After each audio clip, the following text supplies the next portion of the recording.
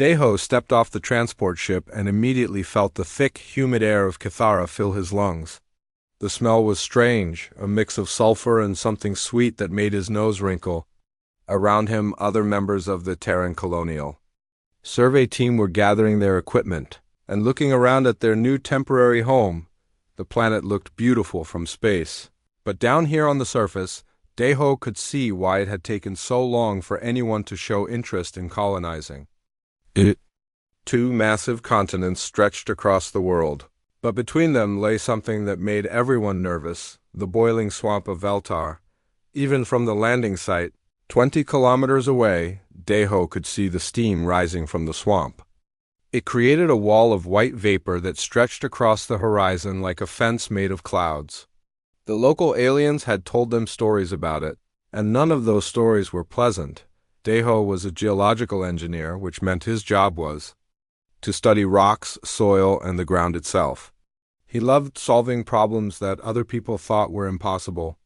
That was why he had volunteered for this mission when everyone else thought it was too dangerous or too boring. "The briefing starts in 10 minutes, called out Minho, their supervisor. He was an older man who always looked worried about something. "Everyone needs to hear what the locals have told us about this place."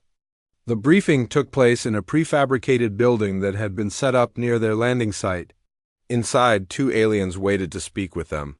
Deho had seen pictures of both species before, but seeing them in person was different. The first alien was called Velthos. He belonged to a species called the Vorthek. His body looked like it was made of living crystal, with sharp edges and surfaces that reflected light in rainbow colors.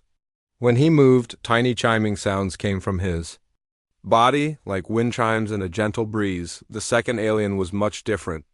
Her name was Tisala, and she was a Mylantee. Her skin was smooth and wet-looking like a frog or salamander, but she stood upright like a human. Her large eyes never seemed to blink, and when she spoke, her voice had a musical quality that was pleasant to hear. "Welcome to Cathara," Velthos said, his voice sounding like crystal glasses touching each other. "We hope your stay here will be productive, but we must warn you about the great barrier that divides our world." Tisala stepped forward. "The boiling swamp has separated our peoples for over 1,000 years. Many have tried to cross it. None have returned." Minho asked the obvious question. "What makes it so dangerous?" "Our orbital scans show it's hot. But our equipment should be able to handle heat." Both aliens exchanged a look that Deho found interesting. It was the kind of look people shared when they knew something that others did not. "The water is not just hot," Tisala explained. "It boils at temperatures that would melt most metals. The acid in the water can dissolve almost anything. The gases that rise from it are poisonous to most life forms. Our ancestors tried many times to build bridges," Velthos added. "Every material we used was destroyed within days. The swamp seems to fight against any attempt to cross it." Deho raised his hand. "What about flying over it?" "The gases create air currents that no aircraft can navigate safely," Tisala said. "The steam clouds are so thick that instruments stop working. Many flying vehicles have been lost." After the briefing, Deho walked outside with Sora, a xenobiologist who studied alien life forms. She was younger than him and had joined the mission because she wanted to discover new species. "Did you notice how they talked about the swamp?" Sora asked as they looked toward the distant steam clouds. "You mean like it was alive?" Deho replied. "Yeah, I caught that too. But swamps are not alive. They are just geography." "Maybe, but there might be something they are not telling us." That evening, Deho spent time studying the orbital scans of the swamp on his portable computer. The images showed a vast area of bubbling water that stretched for hundreds of kilometers. But there was something else in the images that caught his attention. On the bottom of the swamp, barely visible through the thick water, were large shapes. They were too regular to be natural rock formations. They looked almost like shells. "Sora, come look at this," he called out. She walked over and looked at his screen. "Those are definitely not rocks," she agreed. "They look organic, like they came from some kind of animal." "A very large animal," Deho said. "Look at the scale." Each of those shapes is the size of a small building. They spent the next hour examining the images more carefully. The shell-like structures were scattered across the entire bottom of the swamp. There were thousands of them, maybe tens of thousands. Whatever made these shells, Sora said, they lived in the swamp itself. That means they could survive in those conditions. Deho felt excitement building in his chest. And if they could survive in the swamp, maybe their shells still can. The next morning, Deho presented his findings to Minho. His supervisor looked at the images and frowned. "What exactly are you suggesting?" Minho asked.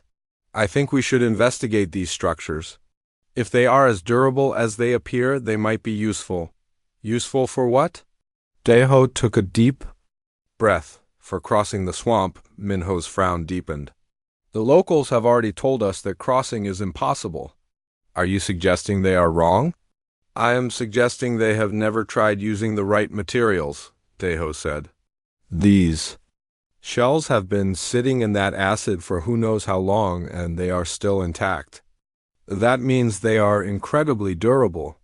"Even if that is true," Minho said, "how would you get them out of the swamp? How would you use them? This sounds like a fantasy, not a plan." That afternoon, Deho and Sora decided to visit the swamp edge to see it for themselves. They put on protective suits and took a small ground vehicle to the nearest access point. The smell hit them first. Even through their suit filters, it was like rotten eggs mixed with burning metal. The air shimmered with heat, and the sound of bubbling water filled their ears. The swamp stretched out before them like an alien ocean. The water was not really water at all. It was a thick, greenish liquid that bubbled and steamed constantly.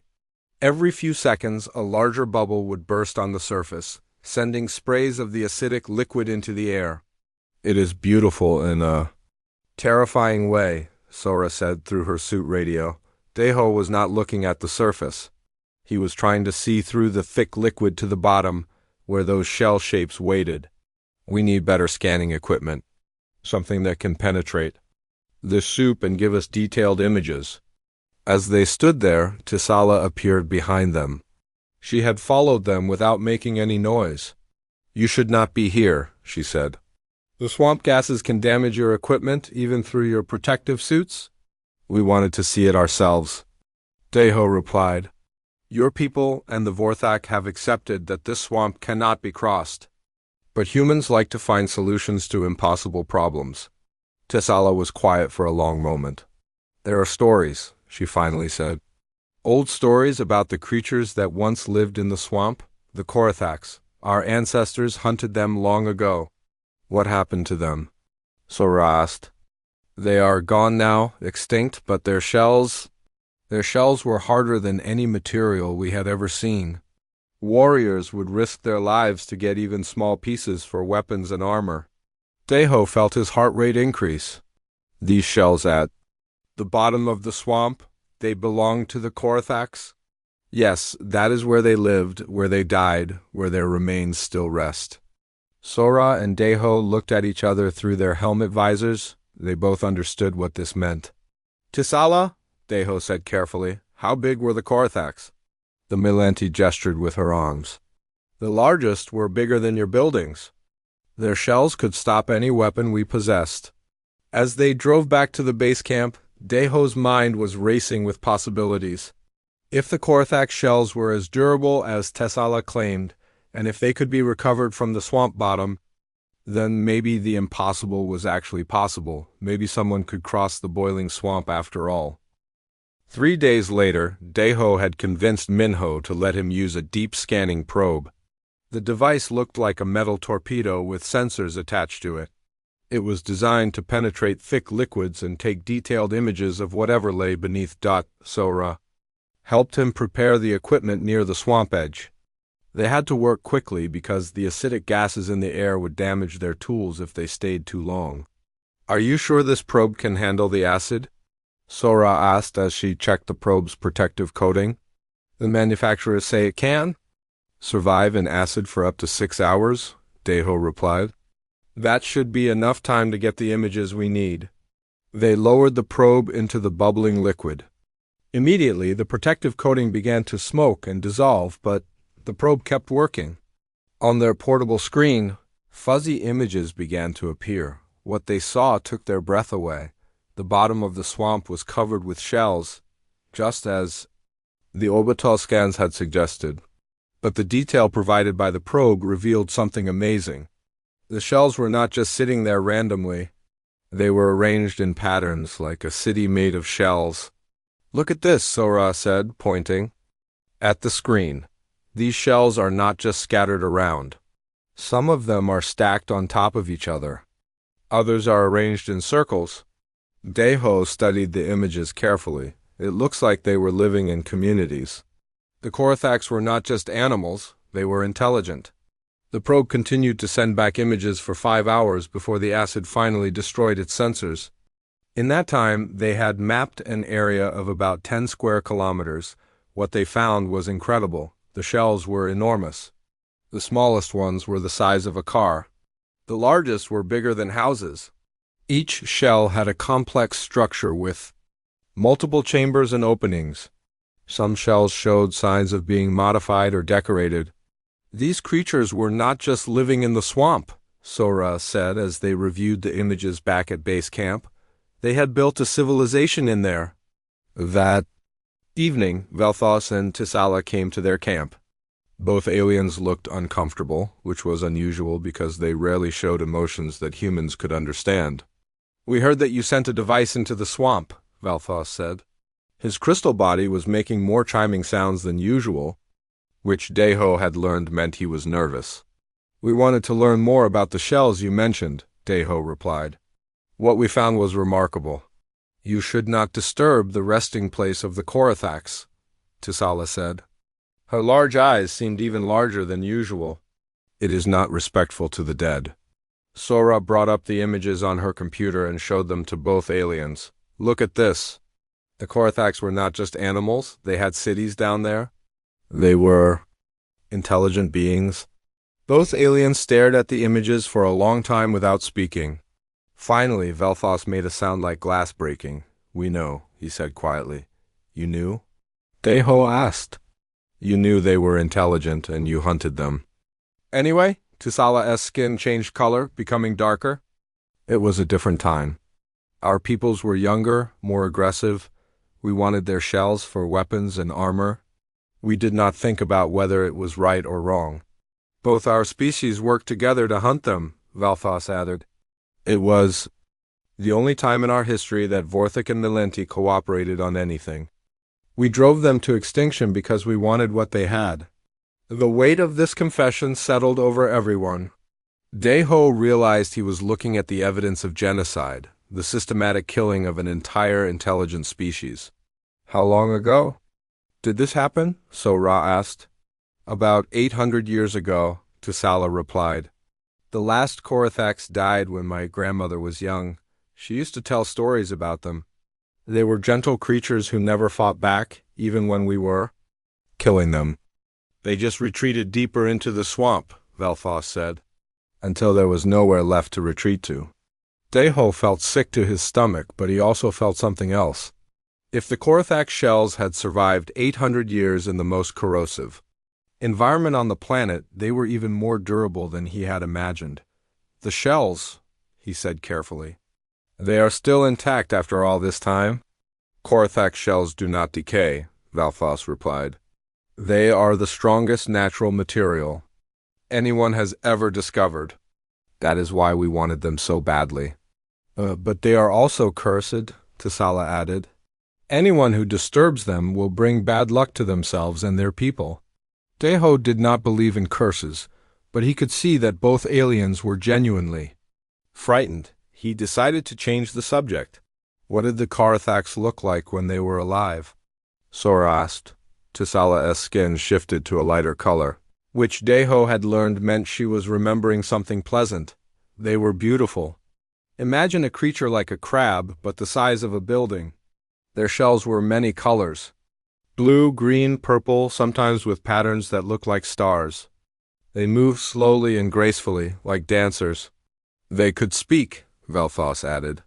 "Not with words, but with vibrations that traveled through the water." My grandfather said their songs could be heard from very far away. The entire swamp would hum with their voices. They ate the minerals in the swamp water, Tasala continued. That is why the swamp is so acidic. The Korathax processed all the dangerous chemicals and kept the water clean for other life forms. Deho felt another piece of the puzzle fall into place. So when the Korathax died, the swamp became more acidic? Yes, Valthos replied. Before the Korathax extinction, the swamp was just warm water. My people and the Melandi could cross it easily. After they died, the water became poisonous. This revelation changed everything. The swamp had not always been a barrier. It had become a barrier because the Korathax were no longer there to keep it clean.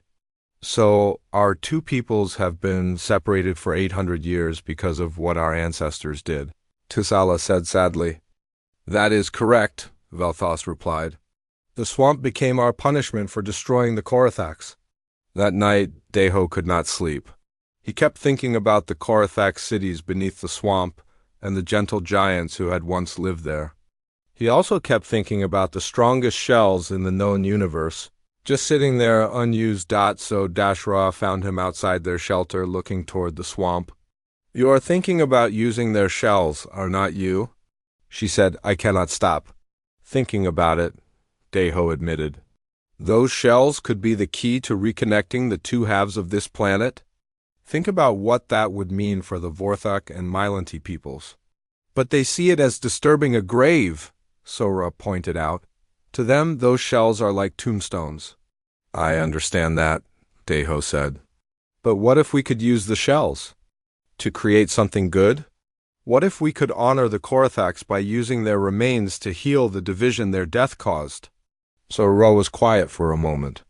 That is a beautiful idea, but I do not think the locals will see it that way. The next morning, Minho called a team meeting. Word about their discovery had reached the colonial administration, and they were not happy. I have been ordered to shut down any investigation of the swamp, Minho announced. The administration thinks it is too dangerous, and they do not want to offend the local populations. Deho felt his heart sink. But, sir, we have barely begun to study what is down there. The decision has been made, Minho replied firmly. We are here to establish trade relationships and study the planet's resources. We are not here to disturb alien burial sites or attempt impossible engineering projects. What if it is not impossible? Deho asked. Minho gave him a stern look. Deho, I know you like solving difficult problems, but this is not a problem. That needs solving. The orbital trade routes work fine. Both alien species have lived with this separation for centuries. It is not our place to change their world. After the meeting, Deho walked to the edge of their camp. In the distance, he could see the steam rising from the swamp. Somewhere beneath that bubbling acid lay the remains of an entire civilization, and possibly the key to reuniting this divided world. But he was just one human engineer on a planet full of aliens who thought crossing the swamp was impossible. What could he possibly do? As he stood there, the Jinn approached him. She was a structural engineer who had been quiet during most of their time on Kithara. I heard what you said in the meeting, she said, about the shells being strong enough to cross the swamp. It does not matter now, Deho replied. The project is cancelled. The Jinn smiled. The official project is cancelled. But there is nothing stopping us from doing some unofficial research in our spare time. Deho looked at her with new interest. What do you mean? I mean that I have been running some calculations based on your probe data, she said. If those shells are as strong as the aliens claim, there might actually be a way to use them as a foundation for crossing the swamp. You think it could work? I think it is worth investigating. Unofficially, of course. The Jinn led Deho to her private work area, where she had set up several computers and analysis equipment. The screens were covered with calculations and 3D models that made Deho's head spin just looking at them. I have been working on this for 3 days, she said, pointing to a complex diagram on the main screen. Look at this. If we could place Korathax shells at regular intervals across the swamp, they could serve as stepping stones. Deho studied the diagram. It showed a path made of large circular platforms stretching across a simplified version of the swamp. The shells would have to support a lot of weight. How do we know they are strong enough? That is the beautiful part, the Jinn replied. According to the aliens, Korathak's shells are the hardest natural material they have ever seen. But even if they are incredibly strong, there is still the problem of connecting them together. She brought up another screen, showing different materials and their properties. Any normal connecting material would be dissolved by the acid in days or hours. We need something that can link the shells together without being destroyed. Deho looked at the data. Every conventional material they could use for bridges or connections would fail quickly in the swamp environment. So even with the shells, we cannot build a bridge? Not a traditional bridge, the Jinn agreed.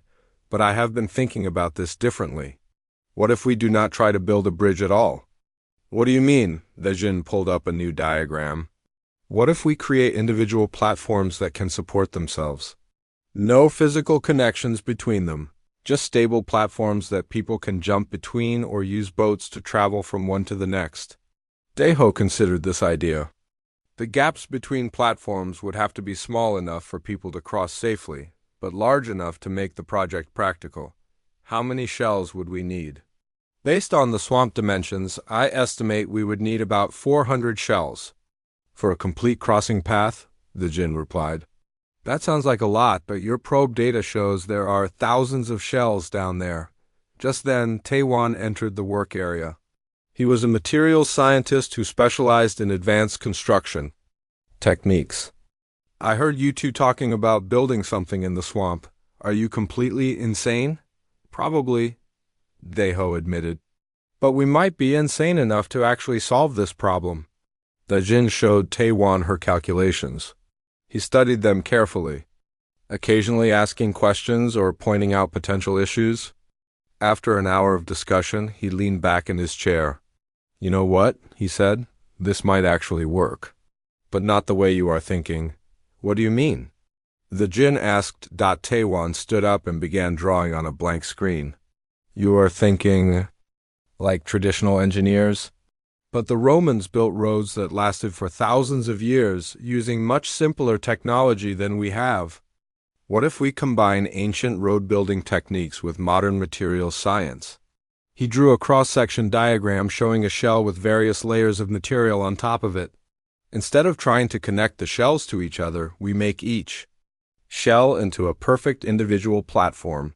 We use quantum-bonded polymers to create a walking surface on top of each shell. The polymers would bond with the shell material and be resistant to acid. Deho felt excitement building again. So each shell becomes a small island that people can stand on safely? Exactly. And here is the really clever part, Taewon continued. Korathak shells have natural piezoelectric properties according to the geological data. That means they generate small electrical fields when pressure is applied to them. I do not understand, the Jinn said. How does that help us? We could use those electrical fields to power force field bridges between the platforms, Taewon explained. Not permanent bridges, but temporary energy bridges that activate when someone needs to cross from one platform to the next. The three humans stared at the diagram as the implications sank in. They were talking about creating a road across an impossible barrier using technology that had never been attempted before. The energy requirements would be enormous, the Jinn pointed out. Not if we use the shells themselves as the power source, Taewon replied. Every step someone takes on the platform would generate energy through the piezoelectric effect. The more people use the road, the more power it generates. Sora appeared in the doorway. What are you three plotting over here? Deho quickly explained their conversation. Sora listened carefully, asking questions about the biological aspects of using Korathak shells. From a xenobiological perspective, this is fascinating, she said when they finished. The Korathak shells are not just hard, they are living mineral structures. Even though the creatures are dead, the shells continue to interact with their environment. What do you mean by living? Mineral structures? Taewon asked. Most shells are just calcium carbonate or similar materials, Sora explained. But Korathak's shells contain living crystals that continue to grow and adapt even after the creature dies. That is why they have survived so long in the acid. They actually neutralize the chemicals that touch them. This revelation changed everything. The shells were not just passive platforms, they were active systems that could potentially support much more complex engineering than they had imagined. If the shells can neutralize acid, Deho said slowly, then the areas around them might be less dangerous than the rest of the swamp. That is correct, Sora replied. In fact, I suspect that the shells are creating small pockets of safer environment around themselves. That might be why some smaller life forms still exist in the swamp. The four humans spent the rest of the day refining their ideas. By evening, they had created a preliminary plan for extracting shells from the swamp and converting them into crossing platforms. There is just one problem, the Jinn said as they reviewed their work. This plan requires us to remove shells from what the aliens consider to be a sacred burial site. They will not allow it. And even if they did allow it, Sora added, Minho has forbidden any further swamp investigation. We would be going against direct orders. Deho looked at his three colleagues. So we have a plan that could work, but we cannot implement it officially. What do we do? Taiwan grinned. We do what humans have always done when faced with impossible problems. We ignore the people who say it cannot be done and we do it anyway. That could get us sent home in disgrace, the Jinn warned. Or it could change the history of this planet, Deho replied. The question is, are we willing to take that risk? The next morning, word of their unofficial research reached Minho. He called the four of them to his office and did not look happy. I have been told that you are continuing to study the swamp despite my direct orders, he said sternly. We are conducting theoretical research in our spare time, Deho replied carefully. There are no regulations against theoretical research. Minho glared at him. Do not play word games with me, Deho.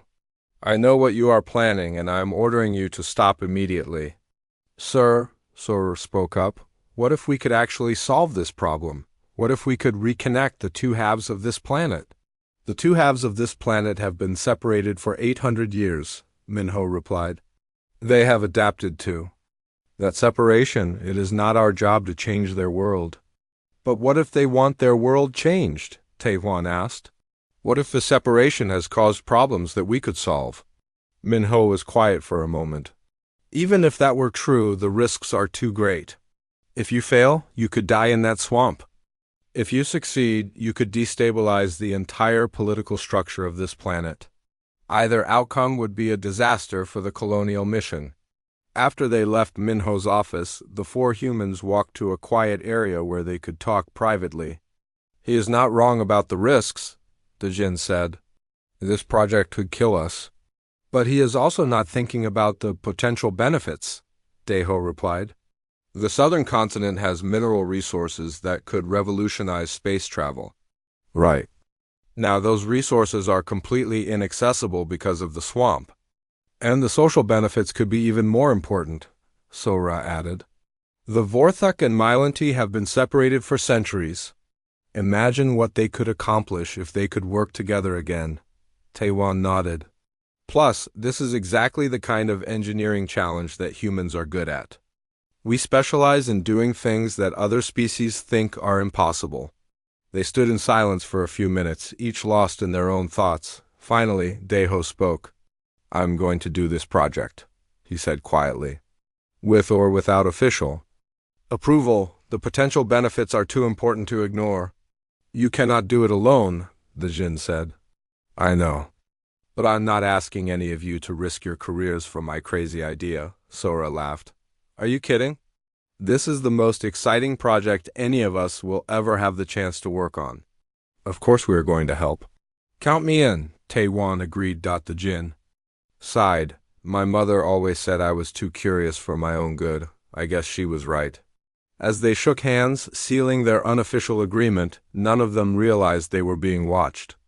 In the distance, Velthos and Tisala had been observing their conversation. The humans are planning to disturb the Korathak's burial site, Velthos said to his companion. Yes, Tisala replied.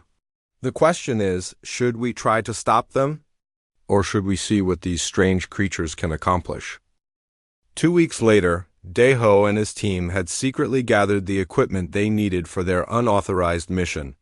They worked during their off-duty hours, using personal time and resources to avoid attracting official attention. Hyun-Su, the team's pilot, had been the hardest person to convince. He was responsible for all aircraft operations, and what they were planning would require him to risk his ship and his career. You want me to use the cargo lifter to pull giant shells out of acid that can melt metal? He asked when Deho first approached him. The shells will not melt, Deho assured him. They have been sitting in that acid for 800 years, and they are still intact. But my ship might melt, Hyun-Su replied. And if it does, we will all be trapped on this planet. We have calculated the risks, the Jinn said, showing him their safety plans. The cargo lifter will never make direct contact with the swamp water. We will use extendable cables and specialized grips. Hyun-Su studied their plans for an hour before finally agreeing to help. But if this goes wrong, he said, I am blaming all of you in my final report. Ji-woo, their communications officer, joined the project because she believed their work should be documented. If you succeed, this will be the most important engineering achievement in human history, she said. Someone needs to record what you are doing, and if we fail, Deho asked. Then someone needs to record why you failed, so future teams can learn from your mistakes. The team's first major challenge was getting close enough to the swamp to begin shell extraction. The acidic gases and extreme heat made it dangerous for both people and equipment to spend time near the water. Taiwan solved this problem by designing a mobile work platform that could operate from a safe distance. The platform looked like a large metal box on wheels with extendable arms that could reach out over the swamp water. We can position this platform 50 meters from the swamp edge, he explained. The extendable arms can reach another 100 meters. That should keep us safe from the worst of the gases while still allowing us to work. Their first extraction attempt was scheduled for early morning when the swamp gases were usually less active. The entire team gathered at the platform, wearing their heaviest protective suits.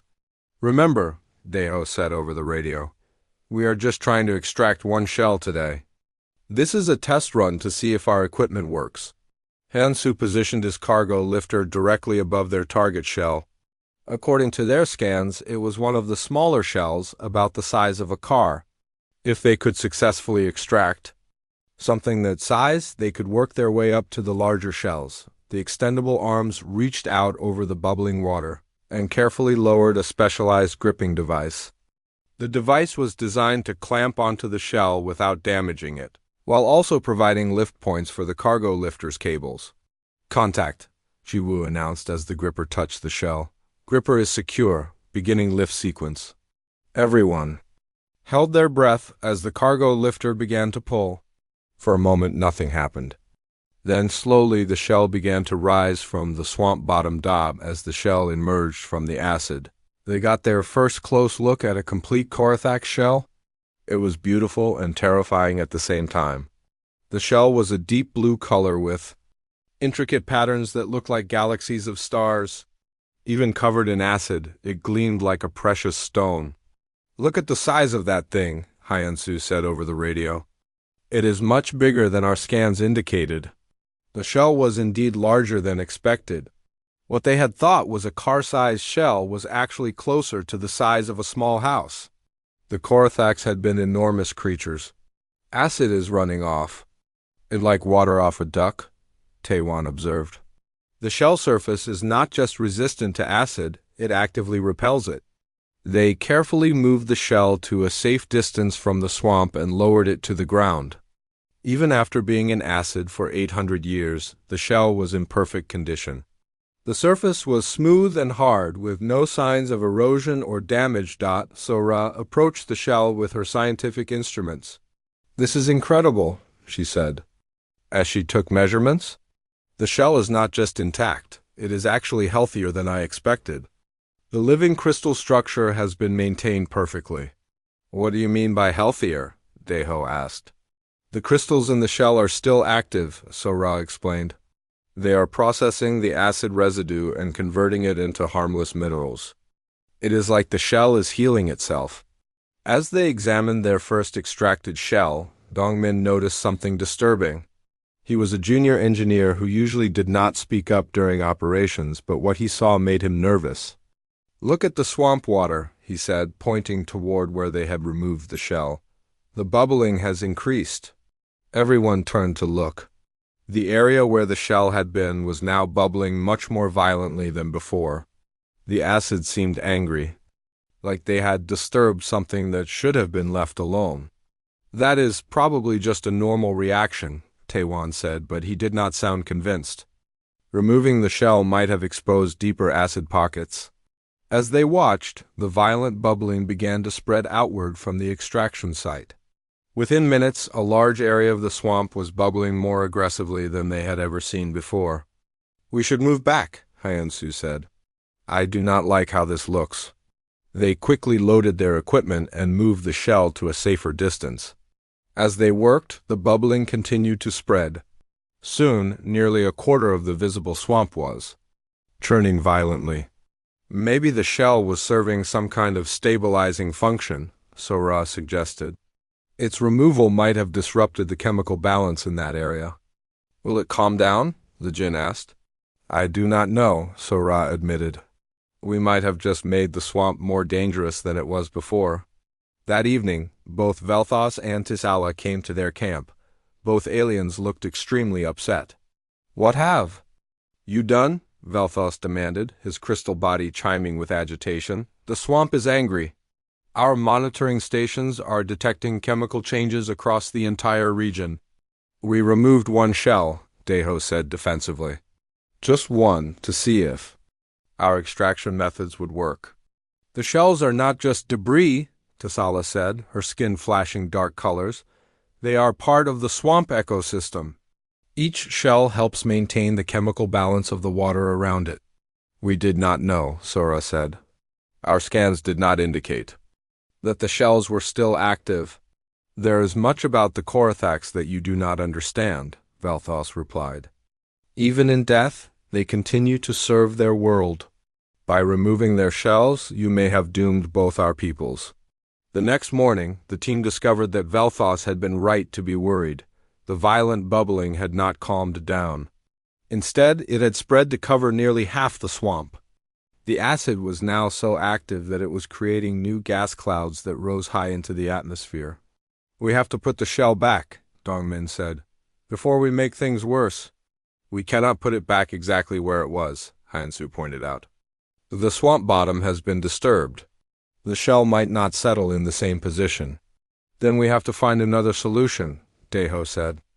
Maybe we can use the shell in its new location to help stabilize a different area. They spent the day trying different approaches. They moved the shell to various positions near the swamp edge, hoping to find a location where it would calm the acid. Nothing worked. If anything, having the shell out of the water seemed to make the swamp more agitated. I think I understand what is happening, Sora said that evening as they reviewed their data. The Korathax shells work as a network. Each shell communicates with the others through vibrations in the water. When we removed one shell, we broke part of that network. So the other shells are trying to compensate for the missing one? Taewon asked. Exactly. And their efforts to rebalance the system are causing the increased acid activity. This revelation forced them to reconsider their entire approach. They could not simply remove shells one at a time without disrupting the delicate balance that kept the swamp stable. What if we remove multiple shells at once? Dejin suggested. If we take several shells from the same area, we might be able to maintain the network balance. Or we might make the problem much worse, Dongmin pointed out. There's only one way to find out, Deho said. But first, we need to understand how the shell network actually functions. Over the next 3 days, they used advanced scanning equipment to map the locations of shells across a large section of the swamp. What they discovered was remarkable. The Korathax shells were arranged in complex geometric patterns. Each shell was positioned to communicate with multiple other shells, creating a network that covered the entire swamp. The network was like a giant computer made of living crystal, constantly monitoring and adjusting the swamp's chemical composition. The Korathaks were not just intelligent, Sora realized. They were engineers.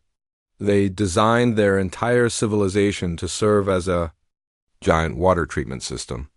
And by removing shells, we are disabling parts of that system, Taewan added. But we also understand the system now, Daeho said. And if we understand it, we can work with it instead of against it. As they prepared for their next extraction attempt, none of them noticed the small aircraft that had been observing them from high altitude. Minho had discovered their unauthorized activities and was documenting everything. Their secret project was. Minho confronted the team the next morning with video evidence of their unauthorized shell extraction. His face was red with anger and his hands shook as he held up the recording device. "Explain to me," he said through gritted teeth, "why I am watching footage of my team conducting illegal operations in a toxic environment without permission, supervision, or proper safety protocols?" Daeho stepped forward. "Sir, we discovered something important about the Korathak shells. They are not just artifacts. They are part of an active system that maintains the swamp's stability." "I do not care what you discovered," Minho replied. "You violated direct orders. You risked your lives and expensive equipment. You have probably damaged our relationship with the local alien populations." "Actually," Tasala said as she entered the meeting area, "that is not entirely correct." Everyone turned to look at the Mylanti diplomat. She was accompanied by Velthos, who looked less agitated than he had the previous day. "We have been monitoring your activities," Velthos said. "And we have been discussing what you have learned about the Korathak's network." "You are not angry that we disturbed the burial site?" Sora asked. "We are still concerned about that," Tasala admitted. "But we are also fascinated by your discovery. We never understood that the shells served an active function in maintaining the swamp." Velthos stepped forward. "Our ancestors hunted the Korathaks for their shells, but we never studied how the creatures lived or what purpose they served. You have shown us that they were maintaining the environmental balance of our entire world." Minho looked confused. "What exactly are you saying?" "We are saying," Tasala replied, "that maybe the humans have found a way to honor the Korathaks instead of just disturbing them. If the shells can be used to restore balance to the swamp, perhaps the Korathaks would approve." This unexpected support from the aliens changed the entire situation. Minho could not ignore the fact that the local populations were now interested in the project. "Even if the aliens support your work," he said, "the safety risks are still enormous. If someone dies in that swamp, the colonial administration will hold me responsible." "What if we could prove that our methods are safe?" Daeho asked. "What if we could demonstrate that we can extract and position shells without endangering anyone?" Minho considered this. "You would need to show me a complete safety protocol, backup plans for every possible failure, and a clear demonstration that your techniques actually work. Give us 1 week," Dejin said. "We can have everything ready in 1 week." The team spent the next 7 days creating the most detailed engineering plan any of them had ever worked on. They designed safety systems, backup procedures, emergency protocols, and contingency plans for dozens of different scenarios. Taewan developed a new shell positioning system that used quantum anchoring technology. The system could place a shell at a precise location and hold it there even in the unstable swamp environment. The quantum anchors create a stable foundation regardless of what is beneath the shell, he explained. Even if the swamp bottom shifts or changes, the shell will remain exactly where we place it. Sujin, a quantum physicist who had been working on other projects, joined their team when she heard about the quantum anchoring system. "This is brilliant," she said after reviewing Taewan's work, "but I think we can make it even better. What if the shells do not just sit in fixed positions? What if they can adjust their own positions in response to changes in the swamp?" "You mean make them mobile?" Daeho asked. "Not mobile exactly, but adaptive." The quantum anchors could allow each shell to move slightly to maintain optimal spacing and positioning as conditions change. This adaptive positioning system would solve one of their biggest problems. If the shells could adjust themselves, the crossing path could remain stable even as the swamp environment changed. Their demonstration day arrived with perfect weather. Minho, both alien representatives, and several other officials gathered to watch as the team attempted to place their first shell in the swamp. They had chosen a location near the swamp edge, where the water was relatively shallow and calm. If something went wrong, they could retreat quickly to safety. Shell extraction beginning. Hyen Su announced from his cargo lifter. The team had learned from their previous experience. Instead of removing a shell from the middle of the network, they selected one from the edge where its removal would cause minimal disruption. The extraction went smoothly. The shell rose from the acid cleanly, and the surrounding swamp remained relatively calm. Shell is secure and stable, Jiwoo reported. No signs of increased acid activity in the extraction area. Next came the critical test. They needed to place the shell at a new location and demonstrate that it could serve as a stable platform. The quantum anchoring system performed perfectly. The shell settled into its new position and immediately began to neutralize the acid around it, creating a small pocket of calmer water. Acid levels around the shell are dropping, Sujin reported. The shell is actively processing the chemicals. Just like it did in its original location, Taewon activated the platform construction system. Specially designed polymers spread across the top surface of the shell, creating a smooth, non-slip walking surface. The polymers bonded with the shell material and proved completely resistant to the acid vapors. Platform construction complete? He announced, ready for human testing. This was the moment everyone had been waiting for. Someone had to be the first person to step onto their artificial island in the middle of the boiling swamp. Daeho had planned to be that person, but Dongmin stepped forward instead. "I should do it," he said quietly. "I was the one who worried most about the safety issues. If the platform can support me safely, it can support anyone." Everyone watched as Dongmin, wearing a full protective suit, stepped carefully onto the shell platform. He walked across the entire surface, testing its stability and strength. "The platform is solid," he reported over the radio. "No movement, no instability. It feels like standing on solid rock." The gathered officials applauded, but the real test was just beginning. A stable platform was useless unless people could actually reach it safely. This was where their force field bridge system would be tested. Sujin activated the quantum field generators built into the shell platform. A shimmering bridge of energy appeared, stretching from the platform back to the swamp edge. The bridge looked like a pathway made of light, barely visible but definitely present. "Force field bridge is stable and ready for testing," Sujin announced. Dong-Min walked across the energy bridge without any problems. The force field supported his weight easily and provided a safe path even though he was walking on nothing but controlled energy. "This is incredible," Vel'Thaw said, his crystal body chiming with excitement. "You have created a bridge made of light itself. The piezoelectric effect in the shell is providing all the power we need," Taewon explained. "Every step Dongmin takes generates more energy for the bridge system." Tisala was equally impressed.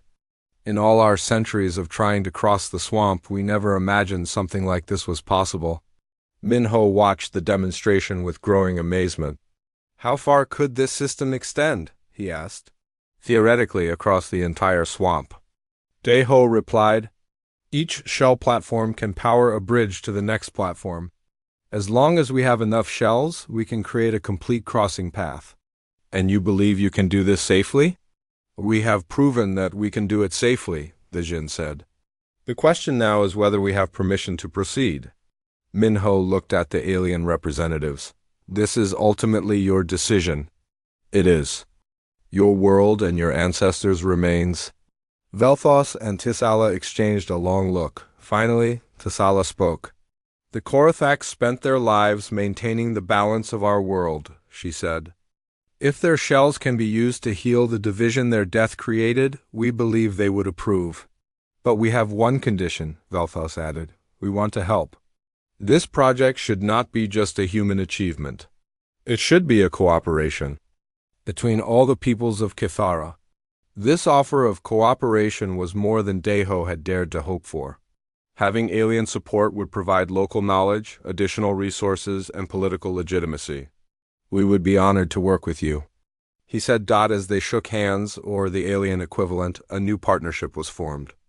The project to cross the boiling swamp had become an interspecies collaboration, but as they celebrated their success, none of them realized that their demonstration had been observed by other groups with very different opinions about what they were doing. In the distance, representatives from extremist factions of both alien species were already planning how to stop the project. Before it could proceed any further, the humans had proven that crossing the swamp was possible. Now they would have to prove that they could survive the political opposition to their plan. Construction of the shell trail began 3 weeks later with a ceremony attended by representatives from both alien species. Velthos had brought several Vorthik engineers who were fascinated by the quantum anchoring technology. Tisala arrived with Milanti geologists who wanted to study how the shells interacted with the swamp environment. The first major challenge came when they tried to place shells in the deeper parts of the swamp. Chang Wook, their chief geologist, had identified several areas where underground thermal vents created unpredictable currents and temperature variations. The thermal mapping shows hot spots that could destabilize our platform positions, he explained to the mixed team of humans and aliens. We need to either avoid these areas or find a way to work around them. Kethmuller, a Vorthik scientist who had joined the project, offered a solution. His crystalline body could withstand much higher temperatures than human equipment, allowing him to take measurements directly in the dangerous thermal zones. My people can map the thermal vents more accurately than your instruments, he said, in his chiming voice. We can identify the safest paths through the deep sections. This collaboration proved invaluable. The Vorthik thermal mapping revealed that the underwater vents followed predictable patterns.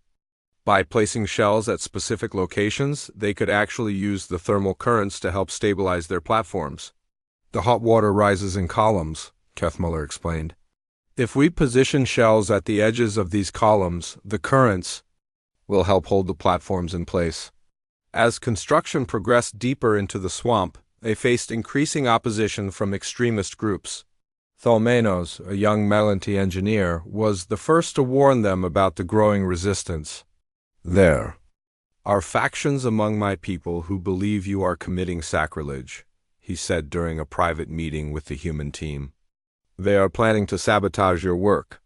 What kind of sabotage? Yunha asked. As the team's security chief, she was responsible for protecting both people and equipment. They might try to damage your platforms or disrupt your shell placement. Operations, Thalmenos replied. Some of the more extreme groups are talking about using acid bombs to destroy the shells you have already placed. This threat forced them to completely rethink their security procedures. Yunha began organizing round-the-clock patrols of their work sites, while Kyungho, a construction specialist, designed protective barriers around their most important equipment. The first sabotage attempt came during their most dangerous operation. Yet, placing a shell in the deepest part of the swamp they had attempted so far. The location was critical because it would serve as a midpoint platform for the entire crossing route. Hyan-Su was piloting the cargo lifter through thick acid vapors when his instruments detected incoming projectiles.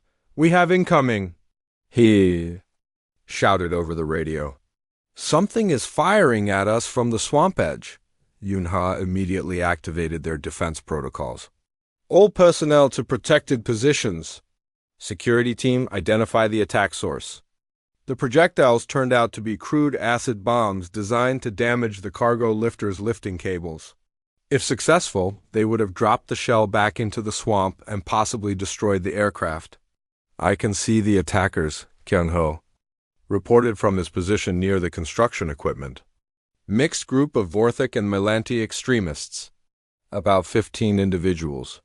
What followed was unlike anything the humans had experienced. They found themselves defending their construction site against both alien attackers and the aggressive native life forms that the disturbance had attracted. The swamp contained creatures that normally stayed hidden in the deeper acid pools. The noise and vibration from the attack brought them to the surface, serpentine things, with crystalline scales that could survive in the acid but were hostile to anything that disturbed their territory. We have acid serpents rising from the south quadrant, Sora called out as she watched several creatures emerge from the bubbling water.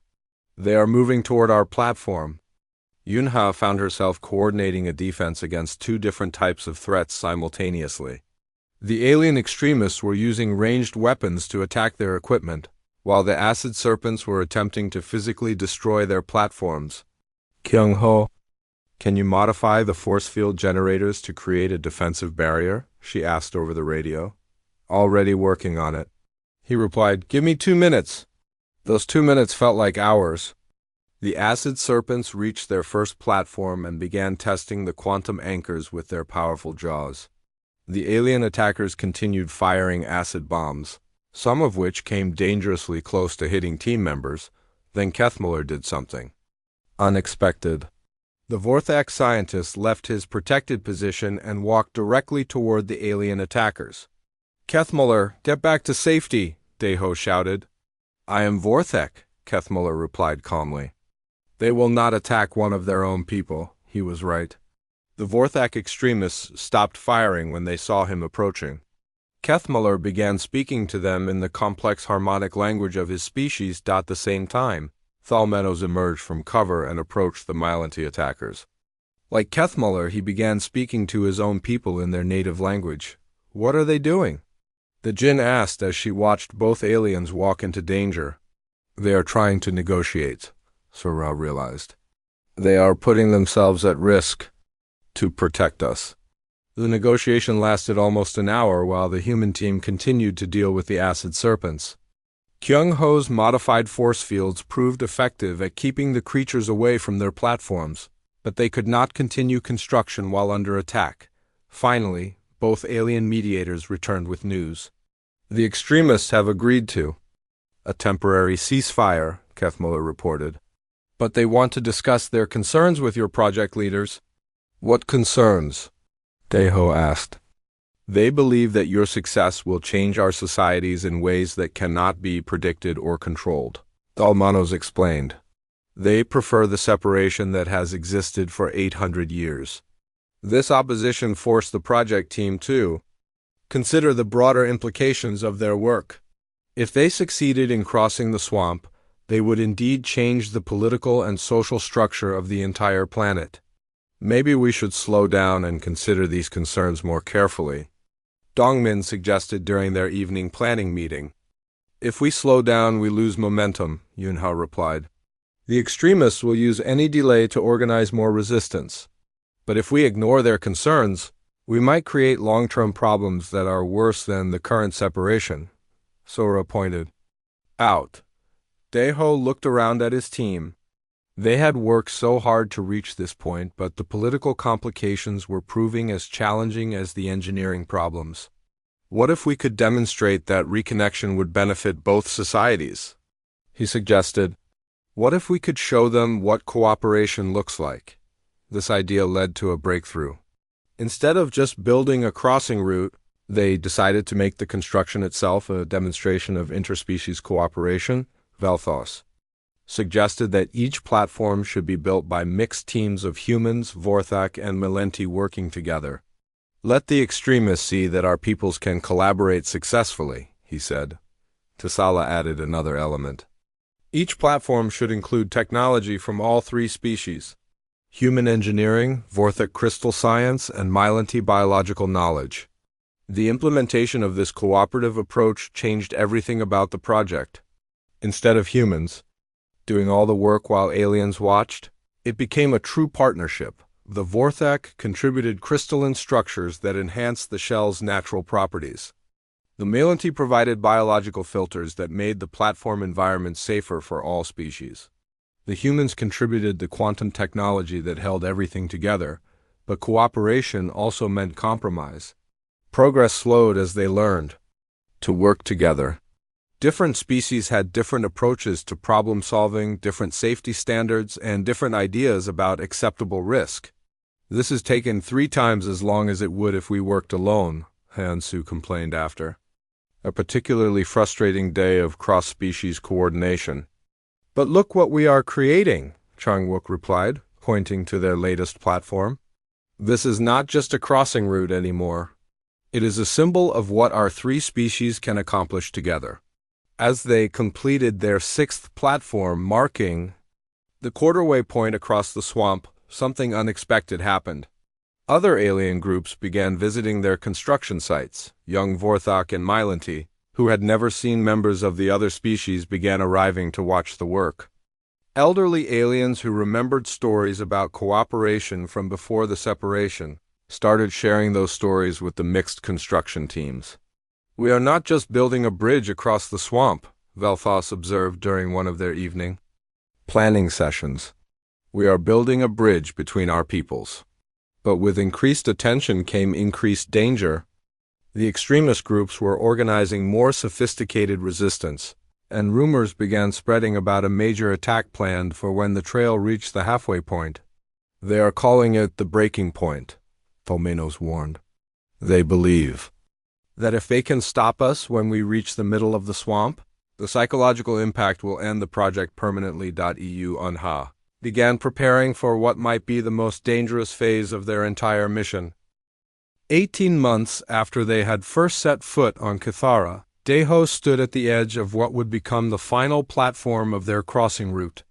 The end of the swamp was visible in the distance, and beyond it lay the southern continent that had been isolated for 8 centuries. The trail behind him stretched across the boiling swamp like a string of pearls, each platform glowing softly with the energy fields that connected them. At night, the force field bridges created a pathway of light that could be seen from orbit, but the final platform would be the most dangerous to install. It had to be placed in the deepest, hottest part of the swamp, where the acid concentration was so high that even their best equipment struggled to function. Thermal readings are off the charts, Chang-wook reported as he studied the geological data. The acid in this area is nearly twice as concentrated as anything we have worked with before. Sang-ho, who had emerged as the team's most experienced platform installer, volunteered for the dangerous final mission. I have placed more shells than anyone else, he said. I know the equipment better than anyone. It should be me. The risk is too high, Minho protested. If something goes wrong out there, we might not be able to rescue you. That is exactly why it should be me, Sang-ho replied. I have the best chance of completing the mission successfully. The decision to proceed came from an unexpected source. Representatives from both southern continent populations had made contact through long-range communications. They were eager to be reconnected with their northern relatives and willing to take risks to make it happen. Our peoples have been separated long enough, transmitted Korthus, a southern Vorthok leader. We will accept whatever risks are necessary to end this division. The southern Mylanti were equally supportive. 8 centuries of isolation have weakened both our civilizations, their representative Teichmoder had said. We must take this chance to reunite our world. This support from the southern populations gave the project new urgency. They were no longer just building a crossing route for the northern peoples. They were responding to a plea for reunification. From the other side, preparations for the final platform installation took 2 weeks. Every piece of equipment was tested and retested. Backup systems were installed for the backup systems. Emergency procedures were practiced until every team member could perform them automatically. The day of the final installation dawned with perfect weather, which seemed like a good omen. The swamp was calmer than usual, and the acid gases were less active than normal. All systems ready for final platform installation, Hyun-soo reported from his cargo lifter. Weather conditions are optimal. Sang-ho made his final equipment check and prepared to enter the most dangerous environment any human had ever attempted to work in. His protective suit was the most advanced model available, with multiple redundant life support systems. Remember, Deho said over the radio, if anything goes wrong, abort immediately. The platform is not worth risking your life. Understood, Sangho replied. But I do not plan on anything going wrong. The shell extraction went smoothly. The final Korathak shell was enormous, the largest they had attempted to move. It rose from the acid like an ancient cathedral, its crystalline surface gleaming even through the corrosive vapors. Shell is secure and stable, Hyun-Soo announced. Beginning transport to installation site. The installation site was 2 kilometers from the extraction point, positioned to provide the optimal angle for the final bridge to the southern shore. As they moved the massive shell into position, teams on both sides of the swamp watched through telescopes and monitors. This is it, Jiwoo said as she documented the historic moment. In a few hours, someone will be able to walk from one continent to the other for the first time in 800 years. The quantum anchoring system performed flawlessly, securing the shell in exactly the right position. The platform construction proceeded without problems. Within 4 hours, they had created their final island in the acid sea, but the most critical test was still ahead. The force field bridge to the southern shore would be the longest they had attempted, over 3 kilometers of energy projection across the most hostile environment on the planet. Power levels are adequate, Sujin reported as she activated the quantum field generators. Bridge formation beginning. The energy bridge began to extend from the final platform toward the southern shore. Everyone held their breath as the shimmering pathway of light stretched across the dangerous gap. Halfway across, the bridge flickered and nearly failed. The distance was pushing their technology to its absolute limits. Power fluctuation in the bridge matrix, Taewon called out. I am rerouting energy from secondary systems. The bridge stabilized, then continued extending. After 20 tense minutes, it finally reached the southern shore and locked onto the receiving station that had been built by the southern populations. Bridge is stable and secure, Sujin announced. The crossing route is complete. A cheer went up from everyone watching, but they still faced the ultimate test. Someone had to actually make the crossing to prove that the route was safe and functional. Ha-na. A member of the original survey team had volunteered to be the first person to cross the completed trail. She was chosen because she was experienced with dangerous environments and had helped design many of the safety systems. I am beginning the crossing, she announced as she stepped onto the first platform near the northern shore. The journey that followed was watched by millions of beings across the galaxy. Live broadcasts showed Hana moving carefully from platform to platform, each step taking her further from safety and closer to making history. The force field bridges supported her weight perfectly. The platforms remained stable despite the churning acid beneath them. The environmental systems kept her safe from the poisonous gases. Platform 15, she reported as she reached the quarterway point. All systems functioning normally. Platform 30, she said an hour later. The view from here is incredible. I can see both continents clearly. Platform 45, she announced as she passed the halfway mark. The acid activity seems to be calming as I move across. The Korathak shells are definitely having a stabilizing effect. As Hana approached the final platforms, representatives from the southern populations gathered at the receiving station. They had waited 8 centuries for this moment. Platform 60, Hana reported as she neared the end of her historic journey. I can see the Southern Welcoming Committee. They are beautiful. The final steps of her crossing were made in complete silence. Everyone understood the historical significance of what they were witnessing. When Hana finally stepped off the last platform onto the southern shore, she was greeted by representatives from both southern species. The moment of contact between long-separated populations was broadcast live across the galaxy. The crossing is complete, she announced, her voice carrying across space to millions of listeners. The boiling swamp has been conquered. The peoples of Kithara are reunited. The celebration that followed lasted for 3 days. Beings from both continents began crossing the trail immediately. eager to meet relatives and friends they had been separated from for centuries, but the completion of the crossing was just the beginning.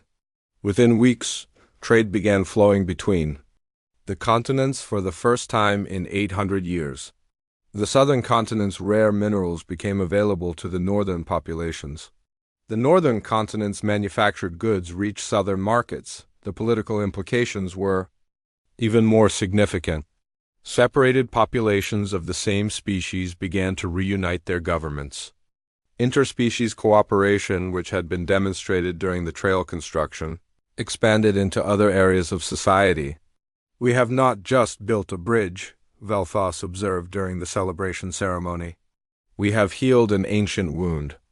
"In our world," Tusala agreed. The Korthax would be proud to know that their remains were used to repair the damage caused by their destruction. But the most surprising discovery came 3 weeks after the crossing opened. Deep scan surveys of the swamp revealed something that changed everyone's understanding of what they had accomplished. The Korthax were not extinct. Deep beneath the swamp, in thermal caves that had never been explored, small populations of the ancient creatures still survived. The activity caused by the trail construction had disturbed their hiding places and revealed their presence. "They have been down there all along," Sora announced as she studied the new scan data. "Small communities, maybe a few hundred individuals, living in the deepest parts of the swamp." This discovery created new ethical questions about their use of Korthax shells, but it also opened new possibilities. The surviving Korthax were curious about the surface world and interested in making contact with the species that had built highways through their ancestral home. First contact with the living Korthax was scheduled for the following month. Sora would lead a team of xenobiologists in the first attempt to communicate with beings that had been thought extinct for 8 centuries. As Deho stood on the trail that his team had built, watching a steady stream of beings crossing between the continents, he realized that they had accomplished something far greater than solving a transportation problem. They had brought an entire world back together. And in doing so, 6 months after the completion of the Korthax Trail, Deho walked the familiar path from platform to platform, but the experience was completely different now. What had once been a dangerous engineering project was now a busy highway filled with travelers, merchants, and families reuniting after centuries of separation. The trail had transformed beyond anything they had originally imagined. Each platform had grown into a small community center where travelers could rest, trade, and socialize. The Vorthak had built beautiful crystal structures on several platforms that served as rest stops.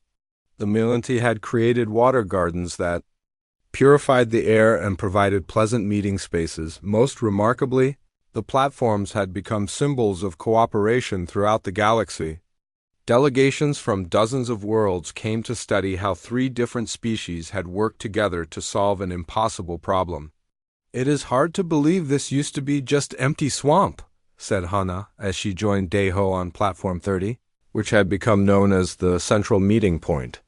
"Sometimes I wonder if we really understood what we were starting," Deho replied, watching a group of young Vorthak and Milanti playing together while their parents conducted business nearby.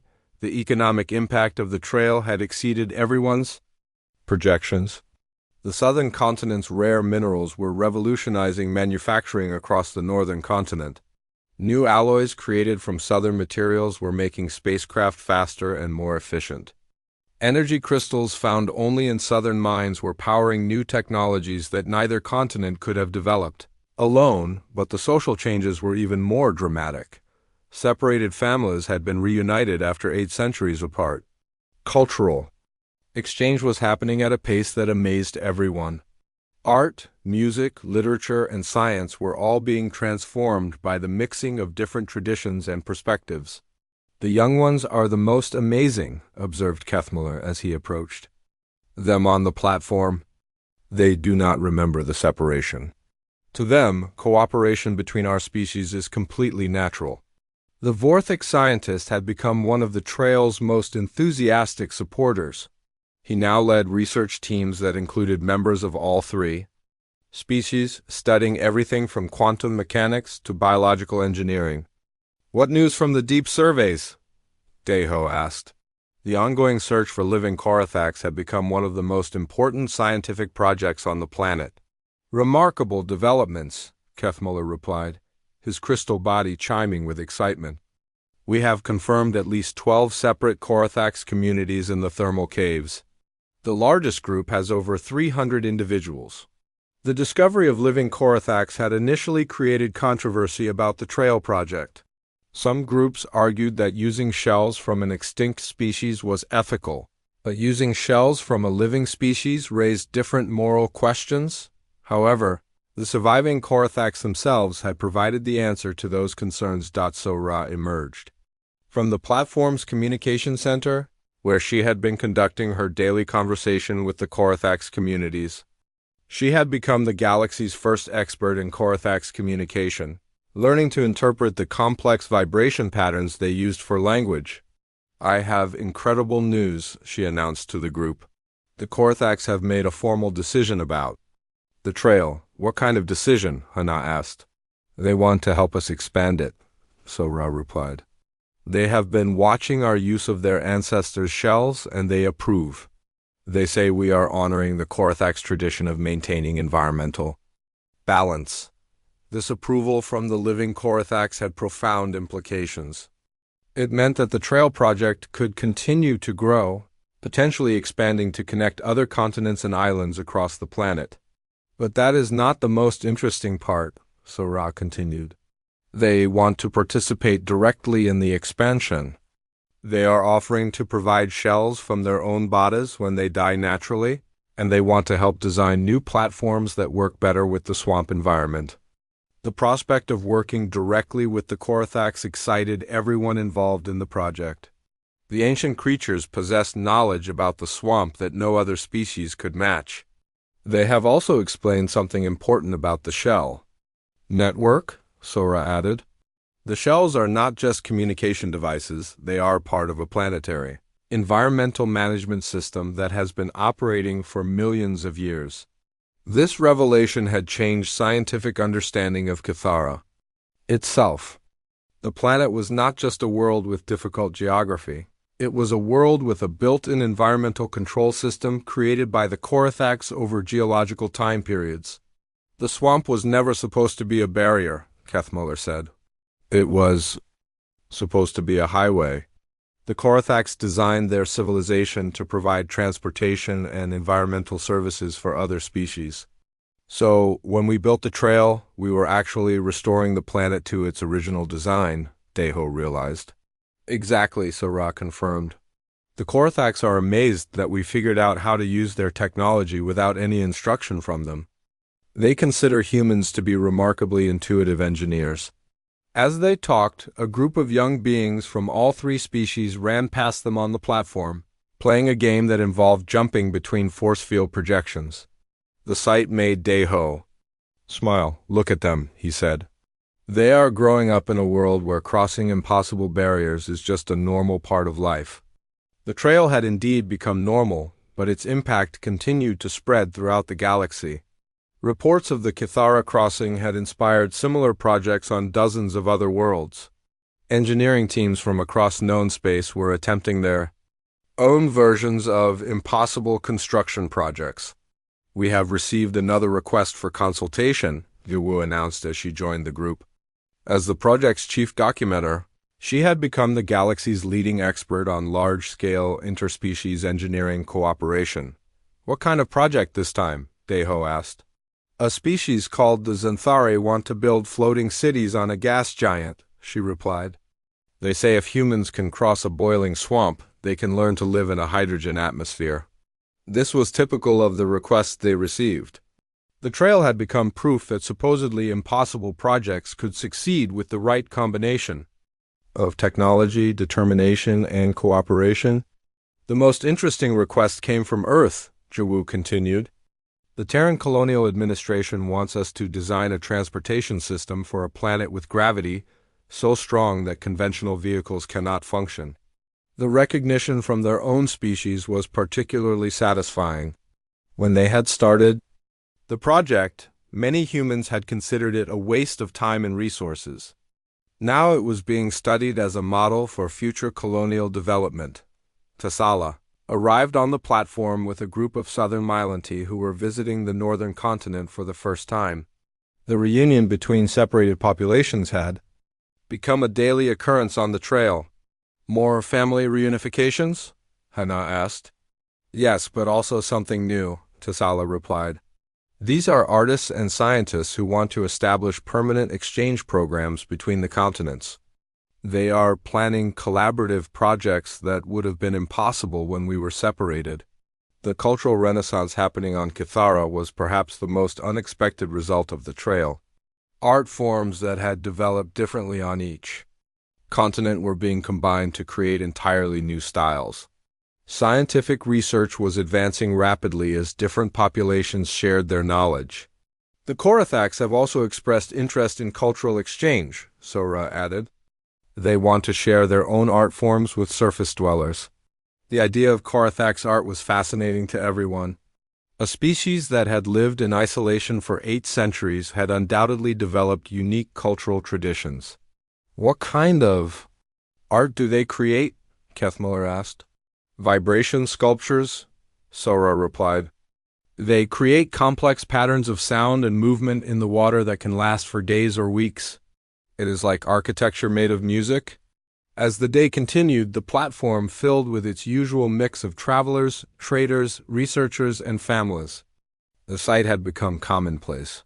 But Deho never tired of watching the easy interaction between species that had once feared each other. Do you ever regret taking on this project? Hana asked as they watched the sunset paint the sky in brilliant colors. Deho considered the question seriously. The trail had consumed 2 years of his life and nearly killed him several times. It had created political complications that were still being resolved. It had challenged everything he thought he knew about engineering and cooperation. Never, he replied.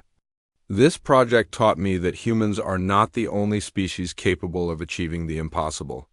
We just happen to be good at inspiring others to join us in trying. As night fell, the force field bridges began to glow more brightly, creating a pathway of light across the swamp. The site had become one of the most famous views in the galaxy, featured in art and literature across dozens of worlds. The young ones are ripe, Tethmuller observed as they prepared to leave the platform. This trail is not remarkable anymore.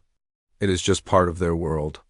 That might be the greatest achievement of all, Deho replied. We made the impossible. So normal that children take it for granted. As they walked back toward the northern shore, Deho reflected on everything that had changed since they first arrived on Kithara. A divided world had been